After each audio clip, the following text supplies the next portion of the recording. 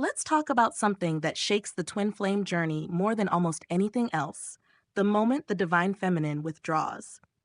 This isn't a small step. It's not a random mood swing. It's a shift so big that it changes the entire dynamic between both twins. If you've been on this path for a while, you already know how intense this connection can feel. It's not like regular relationships where walking away is just about moving on. Twin flame energy is magnetic, and when the divine feminine pulls back, it's usually after carrying the weight of the connection for a long time. She gives her heart, her energy, her soul, sometimes without realizing how much she's giving until it starts to drain her. Then comes that breaking point, the day she says enough. Not because she doesn't care, not because the love is gone, but because her spirit can't keep pouring from an empty cup. She needs space. She needs herself again. What happens next? That's what we're going to explore. Because when the divine feminine steps back, the whole energy of the connection shifts. It's not just silence, it's growth, it's awakening, it's realignment. We'll break it down into key things that happen after this withdrawal. Each one of these stages matters because they explain why this pause is not an ending, it's a turning point. If you're in this situation right now, or if you've been through it before, this will help you see what's really going on behind the scenes. When the divine feminine withdraws, the energy exchange that once flowed strongly between both twins changes almost instantly. Up until this point, the feminine has often been the one holding the connection together. She's the one sending love energetically, checking in emotionally, and even grounding the masculine without realizing it. When she steps back, that constant flow stops. And this is huge because energy is what feeds the bond. When that supply slows down, the masculine feels the difference, even if he doesn't fully understand it at first. At the start, he might feel confused. Something feels off, and he can't put his finger on it. He might feel restless, like something's missing. For the feminine, this shift feels lighter, even freeing. Though it's also emotional because pulling back from someone you deeply love isn't easy. This change is necessary, though. It creates space for balance. Think about it. If one person is constantly giving and the other is just receiving, the dynamic becomes one-sided. Withdrawal breaks that pattern. It forces both to look at themselves instead of leaning too heavily on each other's energy. For the masculine, this is often a wake-up call. That steady stream of unconditional love he's gotten used to, it's not there in the same way anymore. And that absence becomes the trigger for his own growth, because now he has to generate his own sense of wholeness instead of relying on her energy to feel complete. For the feminine, this shift means finally prioritizing herself. It's the start of her stepping into full self-worth, not just saying she values herself, but actually living it by creating boundaries. She begins to pour back into her own life. Here's something a lot of people misunderstand. When the feminine pulls back, the masculine doesn't immediately chase. Not usually. At first, there's a mix of confusion and ego resistance.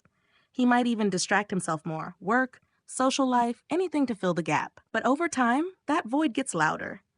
He starts realizing that something deep is missing, and it's not just her physical presence. It's the energy, the emotional safety, the love that always felt unconditional. That's when his own awakening often kicks into high gear. This stage is uncomfortable for him because he has to sit with feelings he's avoided for a long time, feelings of fear, abandonment, vulnerability. It's not fun, and that's why many masculines resist it at first. But the void is part of the plan. It's what pushes him to stop running and start facing himself. This doesn't mean he comes back right away. In fact, some masculines pull back even more before they move forward. They're figuring out how to deal with emotions they've never really processed before.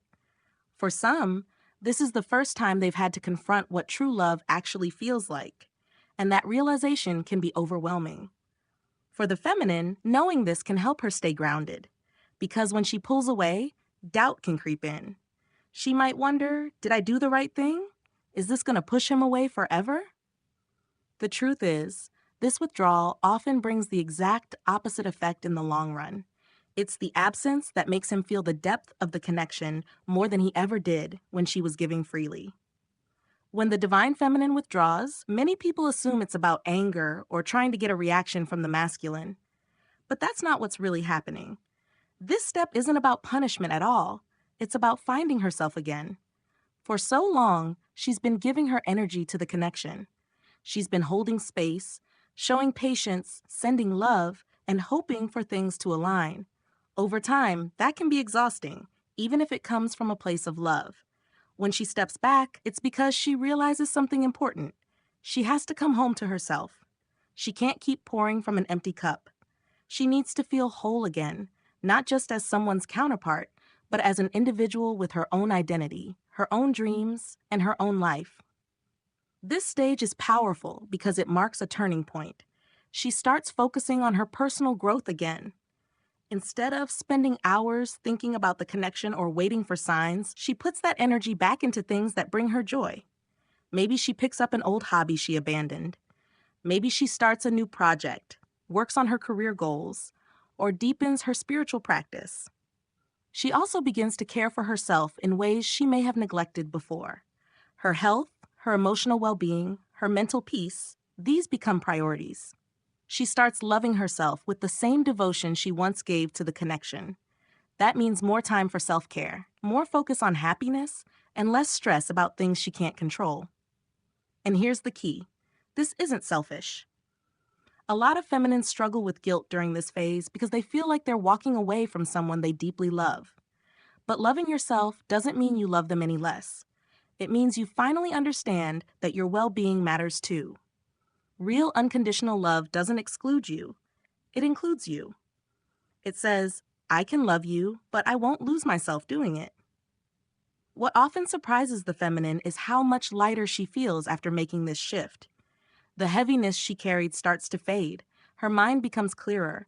She feels more confident because she's no longer waiting for someone else to validate her worth. She starts setting healthy boundaries, not just in this connection, but in every area of life. And the beautiful thing about this transformation, it changes her energy completely.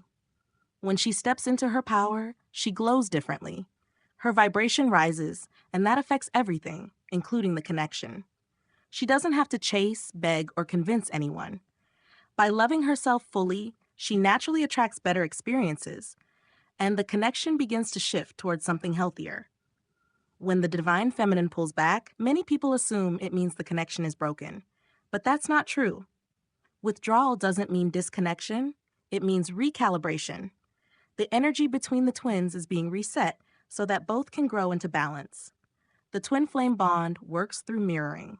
For a long time, the feminine has been the mirror of unconditional giving, always showing up, always pouring love, even when it cost her peace. When she changes that pattern, everything changes. The masculine can't keep leaning on her energy the way he used to. He notices the difference, even if he doesn't say it out loud. That absence becomes the push he needs to start facing his own healing. When she steps back, the masculine is left with space he didn't have before because she was always there holding the energy steady. Now he has to sit with himself. He begins to realize that he can't keep running from his wounds or hiding behind distractions.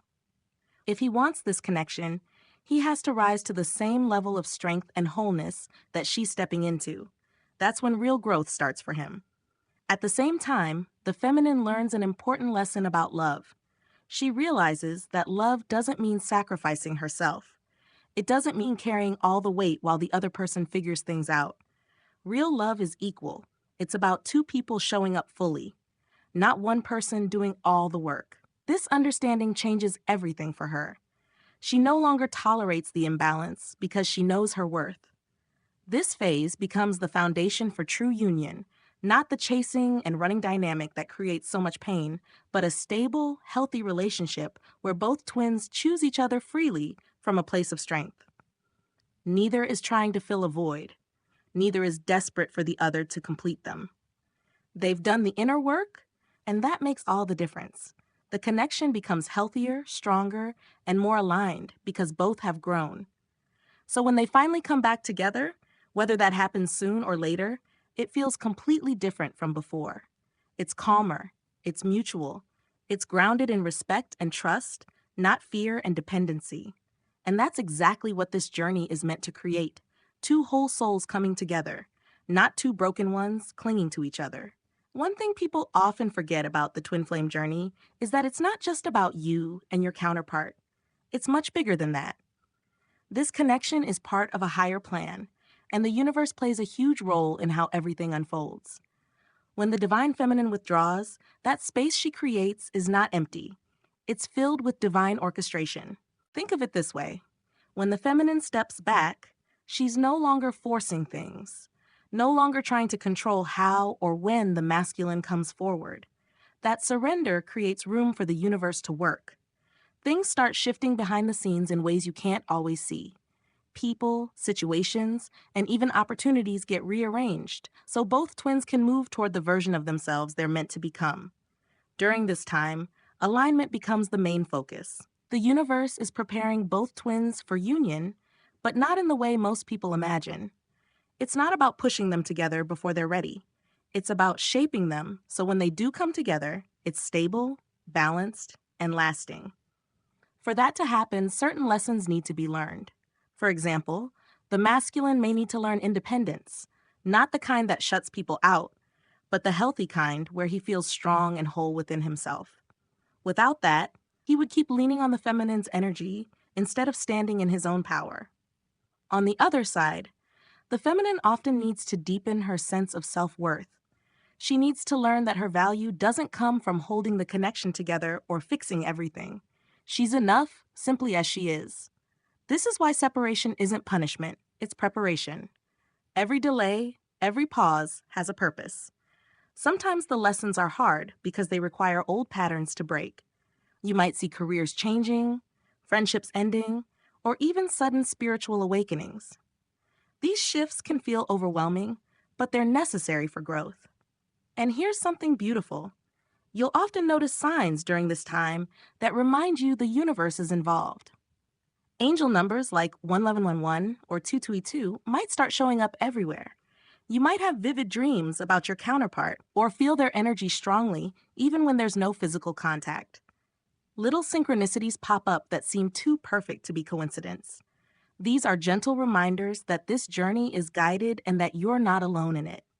The key is trust. Trust that the universe knows what it's doing. That space you're in right now, it's sacred. It's where real transformation happens. When both twins have learned the lessons they need, the energy starts moving again. And often, when it does, things come together faster than you expect, because the foundation has finally been built. When the divine feminine withdraws, it's easy to feel like everything is falling apart. But the truth is, this isn't rejection. It's not a punishment or a sign that the love is gone. It's actually one of the purest acts of love. Love for herself and, in a bigger sense, love for the connection. Why? Because if she stayed in that cycle of overgiving and self-sacrifice, the dynamic would never change. The running and chasing would continue endlessly. Withdrawal breaks that cycle. It allows healing, balance, and growth to happen. If you're in this phase right now, remind yourself, nothing is lost. The connection hasn't disappeared just because there's distance. This stage is temporary, and it's working in your favor, even if it doesn't feel like it right now. The space you're in is creating room for something better than what you had before. Use this time wisely. Pour your energy back into yourself. Heal your wounds.